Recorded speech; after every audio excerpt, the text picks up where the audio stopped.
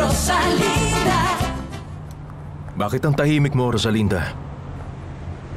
Anong problema, mahal ko? Wala namang problema. Wala. Hindi ko gustong nakikita kang ganyan. Mag-usap tayo, okay? Gusto mo pumunta tayo sa park para makapag-usap?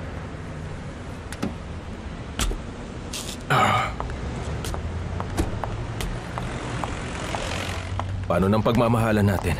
Meron pa rin tayo, hindi ba? Hindi. Iba na ngayon.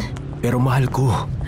Nagmahal ako ng isang mahirap na pianista, isang mabait na lalaki na pwedeng maging masaya kasama ang tulad kong tindera lang ng bulaklak. Pero yun pala, hindi pa kita tunay na kilala, Fernando Jose. Pero Rosalinda... Hindi. Makinig ka muna sa sasabihin ko. Ngayon nalaman kong mayaman ang pamilya mo na ikaw, anak ka pala ng isang sikat na abogado at nakatira sa isang malaking mansyon. Napakataas mo, Fernando Jose. At dahil dyan, nagmumukha akong kawawa sa iyong harapan. Pamela, ako ito, si Valeria.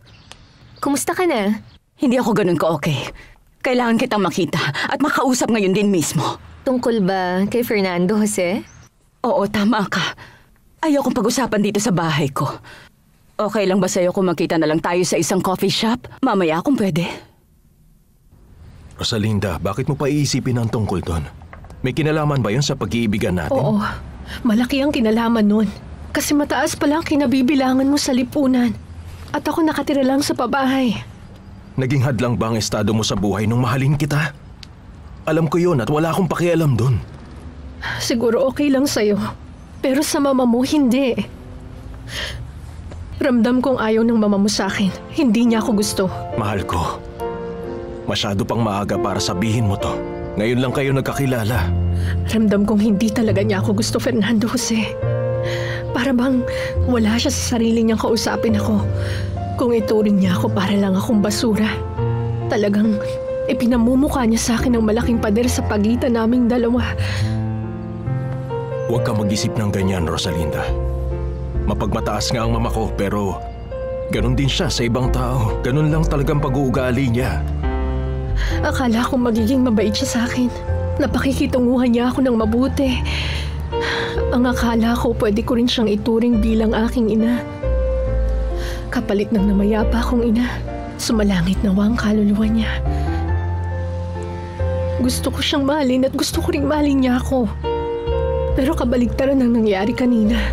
Hindi yung inaasahan ko. Napaka-arugante ng kanyang pakikitungo. Mahal ko.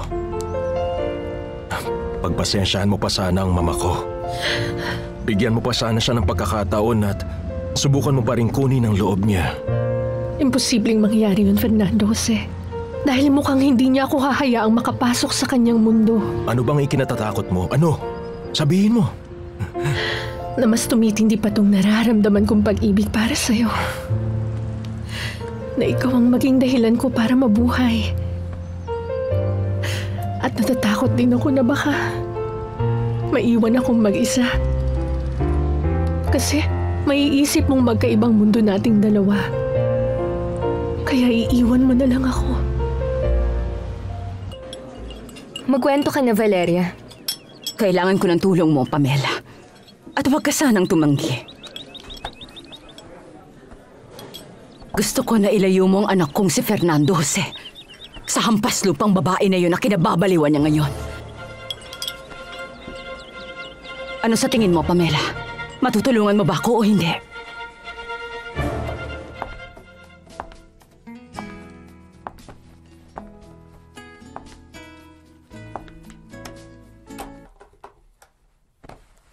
Bakit mo pinatay?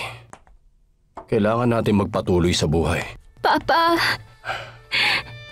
Huwag ka pong magsalita ng ganyan. Mahal na mahal ko po si Mama. At hindi ko siya malilimutan. Katulad po ng dati. Hindi ko po sinasadyang magpatugtog. Pero patawarin niyo ako pa. Patawarin niyo ako, Papa. Tumahang ka na. Huwag ka nang umiyak. Hindi kita sinisisi. Ay, pagbata pa kasi, mabilis talagang makalimot sa sakit. Ay, Papa, mahal na mahal po namin kayo. At ngayon po namin kayo mas kailangan. Huwag niyo po kaming iwan, Papa. Hindi ko kayo iniwan. Nandito lang ako.